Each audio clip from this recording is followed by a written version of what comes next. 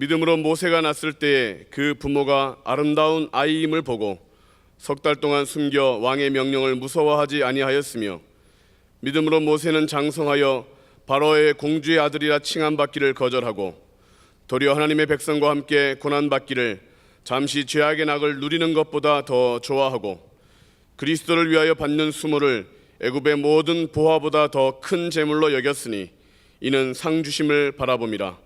믿음으로 애굽을 떠나 왕의 노함을 무서워하지 아니하고 곧 보이지 아니하는 자를 보는 것 같이 하여 참았으며, 믿음으로 유월절과 피 뿌리는 예식을 정하였으니 이는 장자를 멸하는 자로 그들을 건드리지 않게 하려 한 것이며, 믿음으로 그들은 홍해를 육지같이 건넜으나 애굽 사람들은 이것을 시험하다가 빠져 죽었으며. 정말 하나님의 음성이 24시간 365일 쉬지 않고 들리는데, 우리가 그 세미한 주의 음성에 다 귀를 기울이게 되면 우리는 늘 영적으로 깨어있는 사람이 되지만, 세상 소리 쪽으로 주파수를 조금만 딱 돌리면 잡음이 막 들면서 세상 소리만 들리게 돼 있어요. 그래서 우리가 어디에 우리의 마음과 생각을 맞추고 사는 게 중요한지, 그래서 오늘 저는 이렇게 험한 세월 우리가 살고 있는데 우리하고 비슷한 시절을 보냈던 한 인물, 아주 위대한 인물, 바로 모세를 여러분과 함께 나누려고 합니다. 모세가 살던 시대는 어땠는가?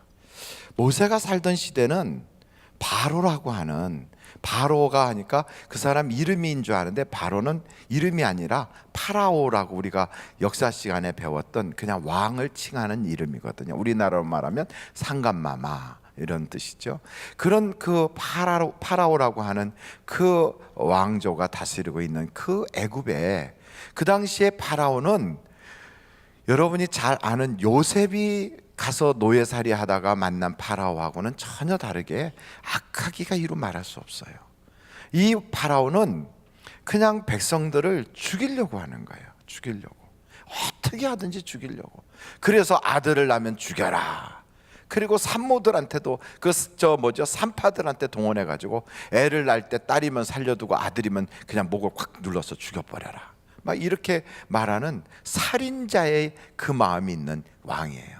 그러니까 왕이면 백성을 사랑해야 되는데 이 왕은 어떻게 된 건지, 자기 백성을, 그 백성이 한 민족은 아니잖아요. 다종족이니까 여러 인종이 있을 텐데 그 중에 한 인종을 싹 없애려고 하는, 인종 청소하려고 하는 이 사악한 마음이 있는 거예요. 이렇게 인종 청소하려고 하는 사악한 마음은 우리가 시대를 통하여 많이 보았잖아. 히틀러라든지 그런 인물들이 사악한 생각을 가지고 있었고, 또 하만이라든지 이런 인물, 그리고 오늘 나오는 바로 이 파라오가 그런 생각을 하는 거예요. 사람을 죽이려고 하는 시대에 산다는 것은 굉장히 악한 시대거든요. 이런 악한 시대에 모세는 멀리 도망가서 미디안에서 거기 정치적 망명을 하고 살고 있다고요. 그래서 나는 이제 살았구나 하고 안심해도 되는데 모세는 그러지 않았다는 거예요. 그가 어렸을 때부터 그를 믿음으로 그 어머니가 키웠는데 그 키운 믿음의 내용이 세 가지가 있었다는 거예요. 그걸 통하여 그 악한 시대에 모세는 도리어 어둠을 밝히는 빛이 되었고, 각대 속에서 살고 있는 자기 민족을 구원해내는 지도자가 되었고요, 구원자가 됐어요. 저는 우리 하늘비전교회 성도들이 어둠을 밝히는 빛이 되시고 세상에 맛이 없는 세상을 맛깔스럽게 하는 소금이 되시기를 간절히 바랍니다. 그러기 위해서는 이 세상이 악하다고만 말하지 말고요, 뭔가 잘못됐다고 비판만 하지 말고 세상을 변화시킬 수 있는 역동적인 힘이 내 속에 있어야 돼요.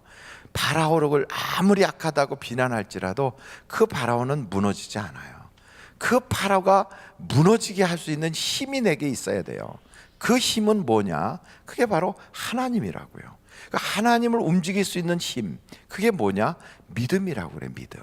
여러분, 이 시대는 그래서 믿음으로만이 살 수가 있어요. 내가 정치적으로 어느 지역에 속해 있다, 나는 어떤 사람과 나는 같은 마음을 가지고 있다, 이게 중요한 게 아니에요. 악은 어디든지 다 있어요. 그리고 이 세상을 무너뜨리게 하는 더러운 어둠의 영들은 누구에게나 공격하고 있어요. 이럴 때 우리가 반듯하게 바로 서지 않으면 안 돼요. 이 어둠의 영들과 정사와 권세와 이 세상을 주관하는 그 모든 악한 사단, 이 세상 신을 무너뜨릴 수 있는 그 힘이 우리 속에 있어야 될 줄로 믿습니다. 그래서 성경은 우리에게 단호하게 말합니다. 이 세상을 사는 것은 경험으로 사는 게 아니야. 지식으로 사는 게 아니야. 돈으로 사는 게 아니야. 믿음으로 사는 거야. 믿음으로 사는 것이 바로 하나님이 우리에게 주신 키워드야. 근데 어떤 믿음이냐는 거예요. 어떤 믿음. 그 믿음을 세 가지로 히브리서 11장에는 말씀하고 있어요. 첫째, 거절하는 믿음. 둘째, 더 좋아하는 믿음. 셋째, 참는 믿음. 자, 세 가지를 한번 같이 이야기해 보겠습니다. 첫째, 뭐라고요? 와, 둘째, 더 좋아하는 믿음. 셋째, 아멘. 다 끝났어요. 이제 기도하고 마치면 돼요. 이 세 가지의 믿음이 모세가 가지고 있었던 믿음인데, 이걸 하나님께서 모세에게 어렸을 때부터 어머니와 그리고 그에게 계속해서 이 신앙을 가르친 거예요. 여러분, 신앙은 배워야 돼요. 우리도 배워야 돼요. 믿음으로 우리 자녀들에게 그렇게 가르쳐야 돼요. 근데 어린 시절에 어머니가 딱 모세를 보니까 너무 이쁜 거예요. 그래서 바로가 죽여라, 막 내버려라, 막 이렇게 하는데도 그걸 두려워하지 않고 자기 아들을 지켰다는 거예요. 한번 여쭤볼게요. 자식이 이뻐 보이지 않는 사람 있나요? 자식은 다 이뻐요. 전에 명절 전에, 그 추석 명절 전에 가족 모임이 있어서 같이 가서 이렇게 모였어요. 그래서 아버님, 어머님과 그리고 제 여동생 집안과 제 남동생 집안하고 그 집의 아이들까지 다 모여서 그냥 그 집의 애까지 다 모였어요. 근데 저 박순 목사님의 아들 이름이 사무엘인데, 그 사무엘이 결혼을 해가지고 애를 낳았어요. 예, 낳는데 얼마나 이쁘게 생겼는지. 그렇게 이쁠 수가 없어요. 제가 애들을 봤는데 애들 중에 이뻐도 그렇게 이쁠 수가 없어서 너무 이쁘게 생겨서 하나 달라고 그랬어요. 너무 이쁘니까 하나 달라고. 너무 이쁘니까 하나 달라고 그랬더니 하나밖에 없다고 그래서 하나 더 낳아서 달라고 그랬어요. 내가 키울 테니까 달라고. 그랬더니 뭐 강아지인 줄 아냐고, 왜 분양하는 줄 안다고. 그런데 사무엘은 그렇게 농담하는데 사무엘 부인은 어떻게 얘기하냐면, 이 아이를 낳으려고 가서 고생해서 3일 만에 낳았어요, 그러더라고요. 그래서 제가 그랬어요. 한 번 더 고생하면 둘째는 빨리 나니까 나라고. 원로 목사님께서 그거 좋겠네. 모르는 데서 하나 주워오는 것보다 아는 사람을 키우는 게 좋겠다. 입양하자, 막 이렇게까지 나오니까 놀래서 요즘은 연락도 끊고 오지도 않아. 완전히 연락도 안 하고. 그래서 원로 목사님하고 큰 사모님이 애 이쁘니까 사진 좀 보내랬더니 사진도 안 보내고 대답하고 전화도 끊어버렸어요. 다 이뻐요. 자기 자식 안 이쁜 사람이 누가 있겠어요. 근데 그 집에 똑같은 그 사무엘 말고 딸이 하나 있는데 박윤이라고 있어요. 윤이도 시집을 가서 애를 낳았어요. 무지 못생겼어요. 어떻게 애가 그렇게 못생겼는지. 못생겨도 너무 못생겼어요. 둘이 보면 생긴 재료는 똑같아. 눈 2개, 콧구멍 2개, 입하고 다 재료는 똑같은데 이쪽에는 아무렇게나 붙었고 얘는 있을 때 가서 딱 있는 거예요. 그래서 이쁘지 그러는데 내가 하나도 안 이뻐서 만져보지도 않았어요. 아예 손도 안 댔어요. 너무 못생겨서. 근데 뭐 개 사진은 계속 보내는데 마음이 없어요. 자기 눈에는 무지 이쁜가 봐요. 근데 제가 보기에도 못생긴 거 있죠. 못난이 인형의 만화에 나오는 거지. 생긴 게 어떻게 그렇게 생길 수 있는지. 아버지 엄마의 모든 것에 가장 안 이쁜 데로만 골라 닮았어요, 이렇게. 그런데도 자기 눈에는 이뻐가지고 이쁘다 막 그래요. 못생겼다, 야. 솔직히 말해서 못생겼다. 우리 집안에 이런 애 처음 봤다. 내가 그렇게까지 얘기했는데도 이쁘대요. 근데 부모 눈에는 이쁘죠. 그러니까 여기에 보면 모세를 볼 때 부모가 이뻤겠지요. 근데 여기서 말하는, 한번 여러분 성경을 보실까요? 23절이에요. 23절. 믿음으로 모세가 낳았을 때 그 부모가 아름다운 아이임을 보고 석 달 동안 숨겨 왕의 명령을 무서워하지 아니하였으며. 아름다운 아이임을 부모가 봤대요. 여기서 말하는 아름다운 아이임을 봤다는 이야기는 그냥 부모가 육체적인 관계를 통하여 내 애가 이쁘다 이렇게 봤다는 게 아니고요, 섭리적 관점으로 봤다는 거예요. 이 아이를 통하여 하나님이 우리 민족을 구원하시려고 하는구나를 봤다는 거예요. 그래서 아이를 지켜주고 싶었다는 거예요. 그렇다면 우리들도 우리의 자녀를 부모이니까 당연히 볼 수 있는 아버지와 아들, 어머니와 아들 이런 관계를 통하여 보는 육체적 관계로 보는 게 아니라 섭리적 관점에서 볼 수 있어야 된다는 거예요. 목사님, 그게 도대체 무슨 말이에요? 육체적인 관점에서 보면 다 애들이 이뻐요. 그런데 그런 관점으로 보다 보면 우리 아이는 특별해. 우리 아이는 다른 아이들이 가지고 있는 것보다 더 좋은 걸 써야 돼. 우리 아이는 이렇게 해서 더 사랑받아야 돼. 그래갖고 누가 내 애한테 뭐라 그러면 부탁지간하고 내 애에 대해서 건드리면 화가 나니까 애들 싸움이 어른 싸움으로 변질되고 이런 일들이 비일비재하거든요. 왜냐하면 그냥 육체적인 관점으로 보는 거예요. 그렇게 하다 보면 아이를 부모가 하지 못했던 것을 이루는 하나의 재료로 자꾸 생각해요. 나는 좋은 학교 못 갔으니까 너는 제발 좋은 학교 가서 고생하지 마라. 나는 이런 거 못했으니까 너는 이렇게 해야 된다. 나는 어렸을 때 아버지한테 학대받았는데 너는 절대로 남한테 조금이라도 간섭받지 않고, 그래서 그냥 누가 뭐라고 하면 막 신경질 부려가면서 우리 아이 기 꺾지 말라고 막 그러면서 막 몰아치는 그런 부모가 되고 말아요. 자기 자녀가 자기가 못한 걸 이루어주는 전능자인 줄 알아요. 자기 자녀를 전능자로 키우려고 그래요. 그 하나님 앞에 엄청난 죄거든요.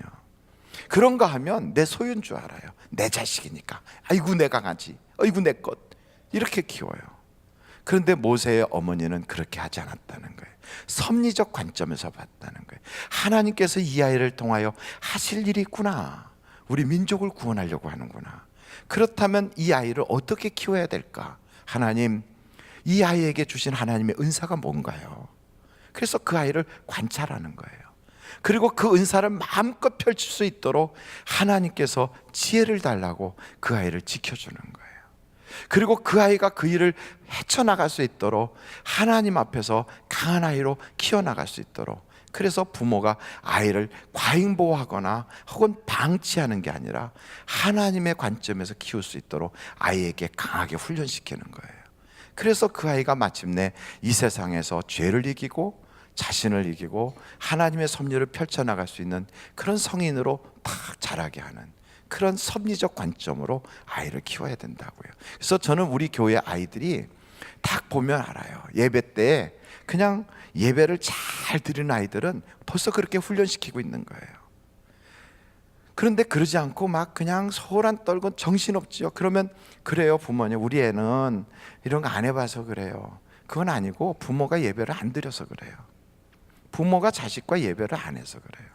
자녀가 자꾸만 우상이 되는 거예요. 그래서 그 모든 관점에서 보면 그 아이를 통하여 나중에 대가를 지불하게 돼요.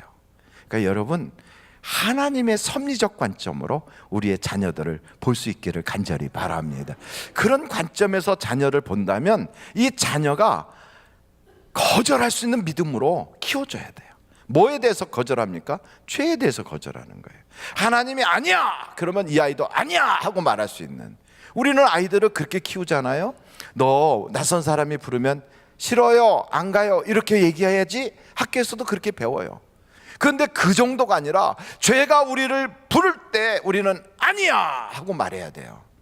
이 세상의 거짓이 우리를 부를 때 NO 하고 말해야 돼요. 이거를 훈련시키는 거예요.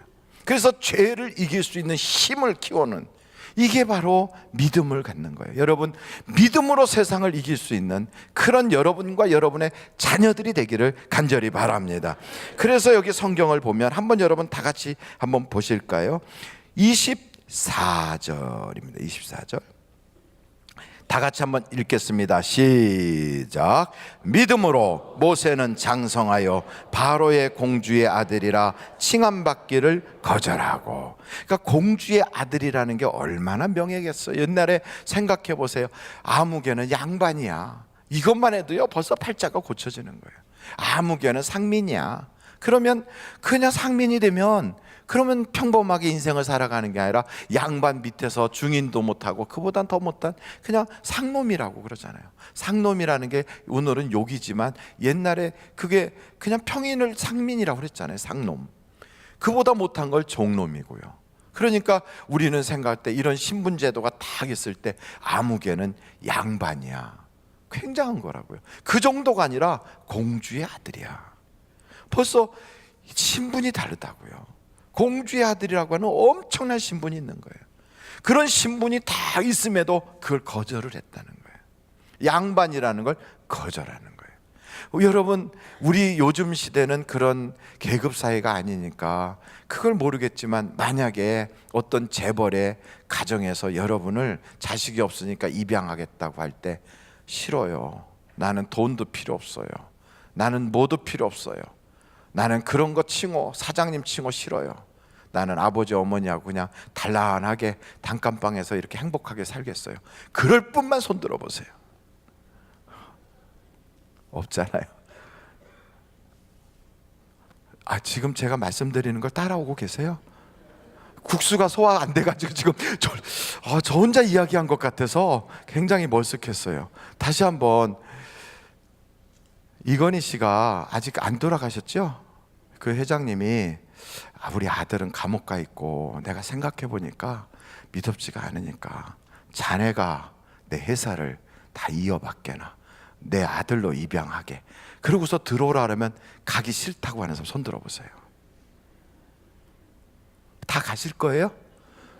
저는 손 들었는데. 저는 안 가요. 왜냐면 어차피 안 부를 거니까. 근데 여러분, 진짜 부른다면 생각이 달라지겠죠. 근데 이 정도가 아니라고요. 당시 공주의 아들로 딱 올라가면 신분이 일단 왕위 계승권 안에 올라가는 거예요. 왕위 계승권 안에 올라가요.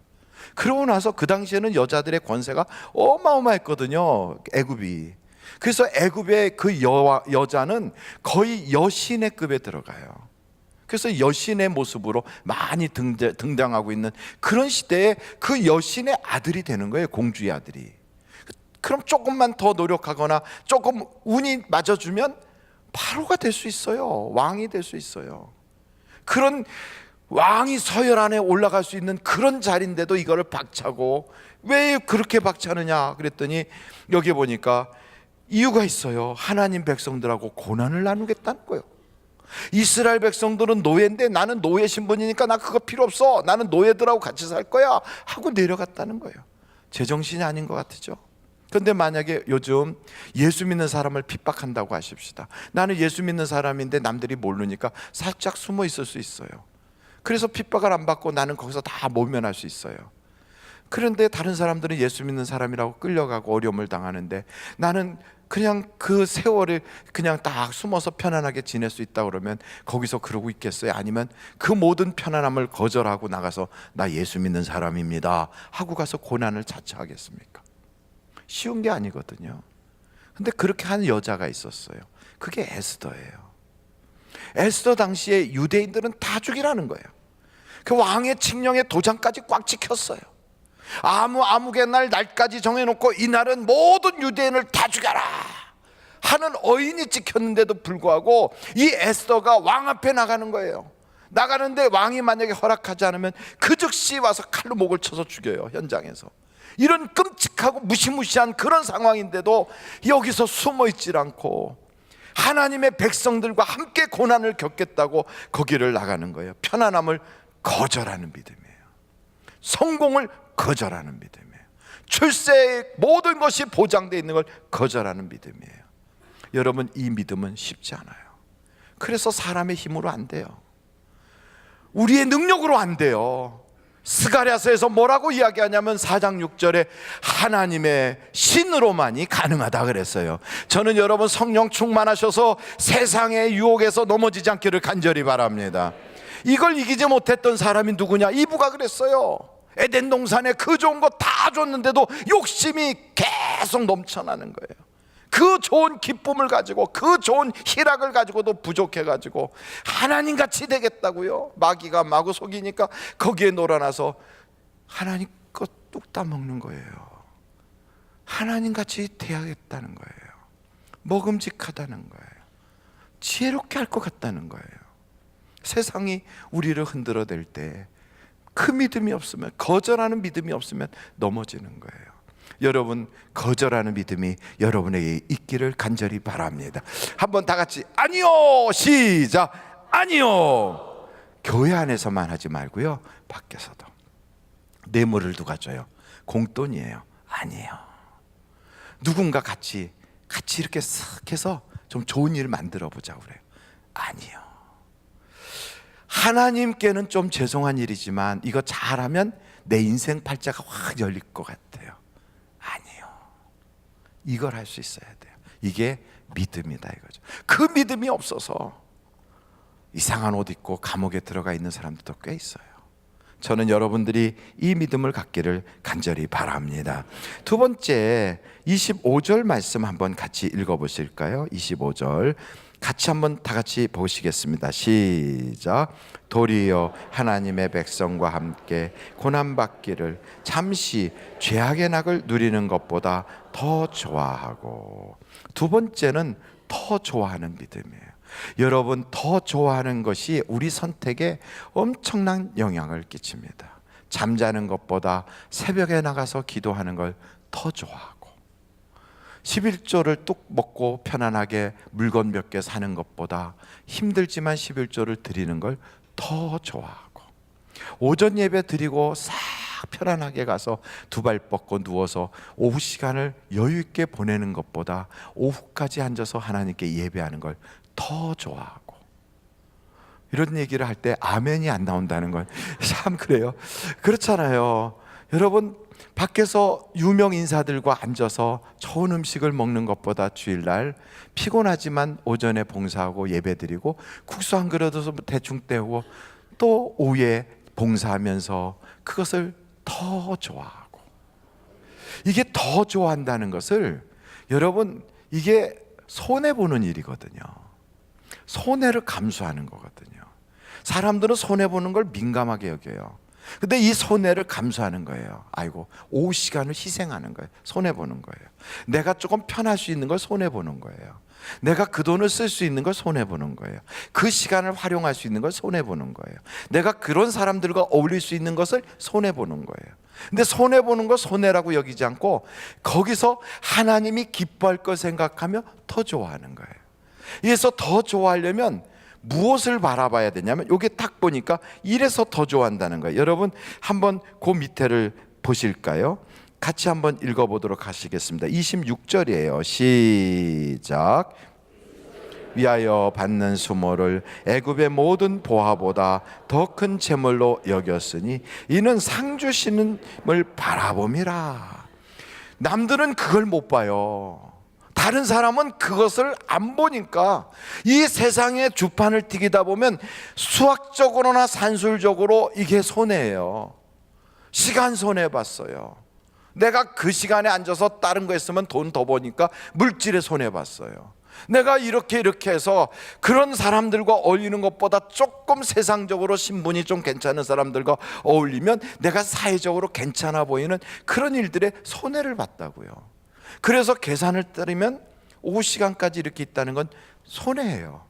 그런데 그것을 그렇게 보지 않고 하나님이 상 주실 걸 기대하면서, 하나님이 더 좋은 걸 주신다, 하나님이 채워주신다, 하나님이 내 편 되신다, 하나님이 역사해 주신다, 이런 관점으로 보면 이게 손해가 아니라 이익이더라 이 말이에요. 이걸 볼 수 있으면 뭐가 더 좋겠어요? 내 손에 붙어있는 끈적끈적한 사탕보다 부모님이 주시는 칭찬이 더 좋아 보이는 거예요. 더 좋아 보이는 거예요. 그거예요. 우리는 내 손에 딱 잡히는 끈적끈적한 돈, 끈적끈적한 인간관계, 끈적끈적한 때 묻은 것 같지만 그래도 입안에 넣으면 달콤한 세상적인 것을 더 좋아했다고요. 뭘 모를 때는 부모의 칭찬이 얼마나 값진 것인지를 몰랐을 때는. 그래서 흙탕물 손으로 그 사탕을 움켜잡고 버텼어요. 안 줘. 내가 더 좋은 거 줄게. 싫어. 막 때를 불렀어요. 붙잡아요. 그리고 막 그 악을 썼어요. 그런데 어느 날 눈이 열렸어요. 부모님의 마음에만 들면 사탕이 아니라 종합 선물이 오는구나, 이걸 보는 거예요. 부모의 마음에만 들면 내 인생의 모든 것이 다 채워지는구나, 부모의 마음에만 들면 내 삶에는 부족함이 없구나, 이런 것을 다 알게 되면 사탕이 문제겠어요? 다 내려놓고 엄마, 그리고 엄마를 사랑하고 아빠를 사랑하고, 그게 더 좋아. 왜? 돌아오는 게 있거든요. 저는 여러분의 눈이 열리기를 바라요.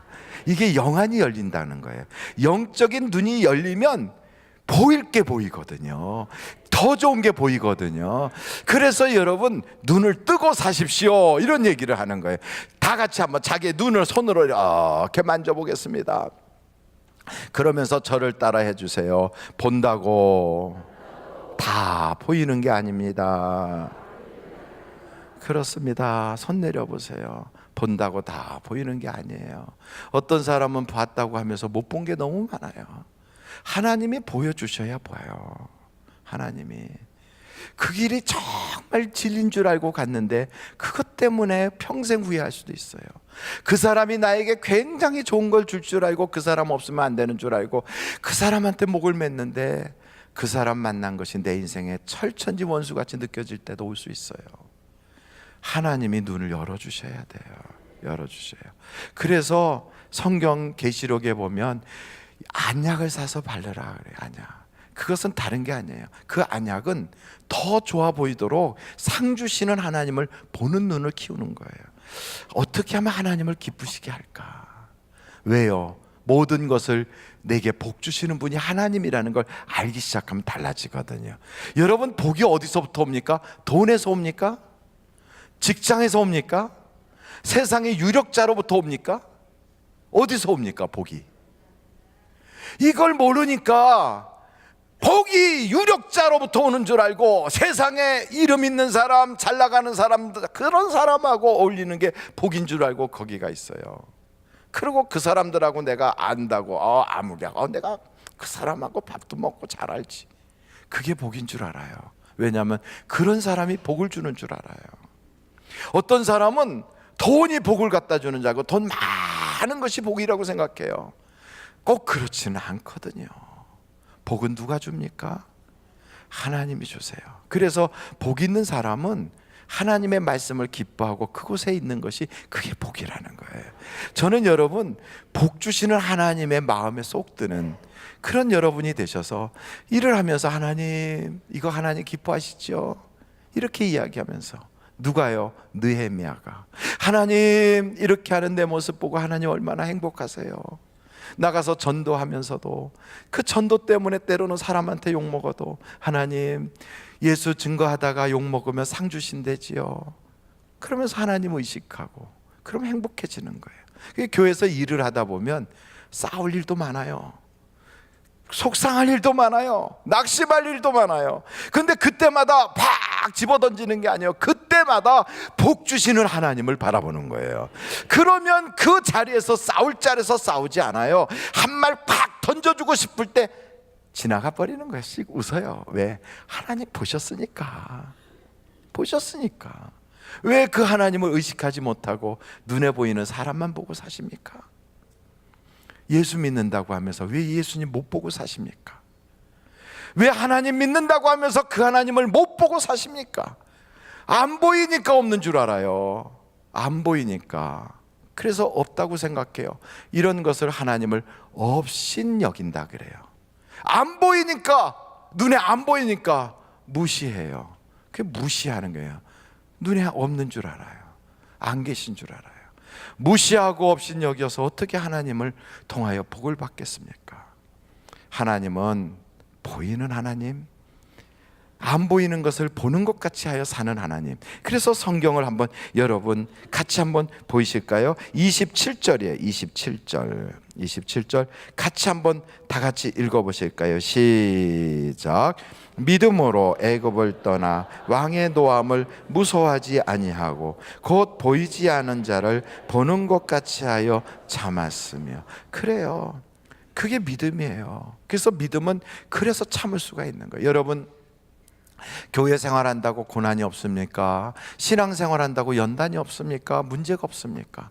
다 우리는 세상에 육신을 가지고 있어서 경제적인 문제, 인간관계의 문제, 질병의 문제, 수명의 문제, 한계가 다 있어요. 누구든지 한계가 찾아와요. 그런 한계가 찾아왔을 때 모습이 성경에 그 모세가 이스라엘 백성을 이끌고 나가서 홍해 앞에 섰을 때의 문제예요. 홍해가 앞에 출렁출렁해요. 백성들은 막 아우성을 쳐요. 뒤에서는 바로의 군대가 쫓아와요. 이상하게요, 사람이 어려우면 그냥 어렵다고 하면서 기다려줘야 될 텐데 기다려주질 않아요. 세상은 안 기다려줘요. 죽이려고 쫓아오는 거예요. 막 조급해져요. 마음이 급해져요. 막 쫓겨요. 그런데 같이 가는 사람들이라도 좀 마음을 도와주고, 괜찮아, 우리가 있으니까 조금만, 그래, 조금만 힘내라, 막 이러면 응원이라도 해주면 좋은데, 아니에요. 응원은커녕 도리어 염장질을 질러요. 더 옆에서 막 사람이 그러잖아도 흥분되고 당황하고 막 초조하고 죽겠는데 옆에서요, 죽을 자리가 없는데 여기까지 왔냐, 막 이래요. 이게 세상이에요. 그런 막 엄청난 일이 벌어질 때, 만약에 하나님이 보이지 않고 하나님을 믿지 않고 하나님을 알지 못한다면 다른 사람처럼 다 똑같이, 아이고야 내 팔자야, 나 망했구나, 나 죽었네, 여기까지가 내 인생의 한계구나, 그리고 죽었을 거예요, 목매달라고. 그런데 모세는 그러지 않아요. 모세는 그 순간에 어떻게 합니까? 남들이 아무도 보지 못하는 하나님을 그 순간에 보는 거예요. 그 순간에. 여러분, 남들이 아우성 칠 때 우리는 사람들의 아우성에 귀를 기울인 게 아니고, 세상이 막 변화할 때 그 변화 속에서 같이 막 흥분하는 게 아니라, 그 순간에 불 같은 것이 일어나고 지진이 일어나고 태풍이 불어오는 그 순간에도 하나님의 음성을 듣기 위하여 주님을 바라보는 거예요. 그래서 내 마음을 고요하게 하는 거예요. 고요하게. 아버지, 어떻게 해요? 사람들이 나보고 이제 끝났다고 그러는데 하나님 어떡하지요? 하나님 길을 보여주세요. 앞에는 홍해고요, 뒤로는 바로가 쫓아와요. 우리는 사람들이, 어린애들까지 있어서 어디 도망갈 수도 없어요. 나는 내 힘 가지고 안 돼요. 아버지 어떻게 해요? 아버지. 여러분, 사업하다가 그 아버지를 얼마나 자주 불러봤습니까? 가정에서 생활하다가 얼마나 그 아버지를 불러봤습니까? 그런데 그때 하나님이 안 들으신 것 같아도요, 다 듣고 계시고요, 다 보고 계시다고요. 하나님은 살아계시다고요. 그 살아계신 하나님이 내가 고달플 때, 힘들 때, 아버지, 안 보이는 것 같지만 그분을 보는 것처럼, 내 육신의 눈으로는 볼 수 없어도 내 눈을 열어서 하나님 보게 하셔서 그때 외치게 하는 거예요. 이게 바로 믿음이에요. 여러분, 믿음이 뭐냐? 남들이 다 안 보고 있을 때 아버지 하고 부를 수 있는, 그게 믿음이에요. 남들이 끝났다고 할 때 그 순간에 아버지 하고 부를 수 있는 게, 그게 믿음이에요. 그때 부르짖는 거예요. 내 믿음이 어디 있느냐? 여기 있어요. 기도할 수 있는 것, 내가 여기 있나이다, 그 외치는 거예요. 그 하나님이 그때 그러잖아요. 바람을 불 수 있도록 손을 내밀어라. 여러분, 다른 사람들은요, 손 안 내밀었겠어요? 아이고 바다가 있네, 아이고 어떻게, 땅을 쳤겠지요. 그러나 땅을 친다고 해결되는 게 아니라, 통곡한다고 해결되는 게 아니라, 하나님을 봐야만 해결되는 거예요. 하나님을. 그래서 모세는 그 믿음을 배운 거예요. 어렸을 때 조그만 갈대 상자에 그가 버림받은 것 같아도 그 어머니가 그래요. 아들아, 하나님은 살아계시다. 아들아, 죄와는 타협하지 마라. 아들아, 공주의 아들보다 더 좋은 게 있단다. 아들아, 하나님은 지금 너와 함께하고 계시다. 여러분, 세상 끝날까지 여러분 함께 있는 걸 믿으시기를 간절히 바라요. 신앙이란 뭐냐? 하나님이 나와 함께 한다는 걸 믿는 게 신앙이에요. 그래서 어려운 문제 보지 마십시오. 지금 경기가 어려워요. 지금 우리나라가 정말 이렇게 바람 부는 앞에 있는, 켜져 있는 촛불처럼 위태위태해요. 그리고 그나마 돈 있는 재벌들과 큰 회사들은 무역이라도 해서 살아남는다는데, 동네 상권에서 앉아가지고 장사하는 조그만 가게 하는 우리들은 언제 무슨 일이 벌어질지 몰라요. 알고 보면 다 우리는요, 있는 자나 없는 자나 불안불안하기는 마찬가지예요. 목사인 저도요, 그냥 누워서 이렇게 있다가 지금 누워있는 것도 이게 꿈이 아닐까 생각이 들 만큼 하나님이 내 이 순간에도 훅 불면 나는 아무것도 아니지, 그런 생각이 들어요. 그냥 바다 위에 둥둥 떠있는 이파리 하나 위에 얹혀있는 개미 같은 존재가 나구나. 너무 약해 보이는 거예요. 그렇게 연약해 보여요. 그런데 그런 순간에도 아버지 하고 부르면 천지를 창조하신 하나님이 개미보다 작은 나를 탁 잡아서 태풍 속에서도 지켜주신다는 거예요. 젊은이도 넘어지고 장정도 쓰러져도 여호와를 앙망하는 자는 피곤치 아니하리라. 독수리 날개치듯 올라가리라. 절대로 넘어지지도 않고 엎어지지도 않으리라. 내가 너를 반드시 도와주리라 그랬어요. 여러분, 하나님을 바라보십시오. 그래서 온전케 하시는 이 하나님을 바라보는 것이 믿음인 것을 깨달아서 이 세 가지 믿음을 영원토록 잊지 않기를 바랍니다. 첫째, 세상의 죄에 대하여 노, 아니요 하고 말할 수 있는 거절하는 믿음. 두 번째, 더 좋아하는 믿음. 육적인 것보다 영적인 것을, 잠시 있다가 사라지는 것보다 영원한 것을, 내가 좋아하는 것보다 하나님이 좋아하는 것을, 세상 사람들이 괜찮다고 평하는 것보다 우리 하나님께서 잘했다고 칭찬할 수 있는 것을 더 좋아할 수 있는 믿음. 그리고 힘들 때, 어려울 때 여러분 마음속에 있는 가장 깊은 데서 하나씩 주님이 주신 편지를 꺼내세요. 다 꺼내. 너무 어렵고 죽을 지경이 됐을 때 다 꺼내는. 왕의 잔치에 가면요, 마지막 날 편지 봉투를 하나씩 줘요. 다 받으셨을 거예요, 우리 성도님들은. 그 편지 봉투를 탁 주면서 이 봉투는 열어보지 마십시오. 사람들은 참 이상해서 열어보지 말라면 집에 가다 열어보는 사람, 화장실 가서 열어보는 사람들이 많은데 진짜 열어보지 않는 거예요, 그거는. 그러면서 뭐라고 말하냐면 너무 힘들어서 죽을 지경이 됐을 때 그때 열어보세요. 저도 왕의 잔치에서 그걸 편지를 받았어요. 제가 사우디에서 죽을 지경이 됐을 만큼 어려운 적이 있었어요. 많은 시련이 다가온 적이 있었어요. 그때 혼자서 그걸 꺼내서 이렇게 펼쳐봤어요. 여러분 너무너무 힘들 때 여러분 속에 싹 편지를 꺼내는 거예요. 그때 이렇게 펼쳐보면 거기에 이런 게 써 있을 거예요. 왕의 잔치에서 주는 거 말고요, 성경에서 이렇게 써 있어요. 두려워 말라 아들아, 내가 너와 함께 함이니라. 우리 주님을 바라보시기를 간절히 바랍니다. 기도하시겠습니다. 믿음이란 손에 잡히는 것도 아니고, 믿음이란 뚝심도 아니고 배짱도 아니라 죄에 대하여는 단호하게 거절하고,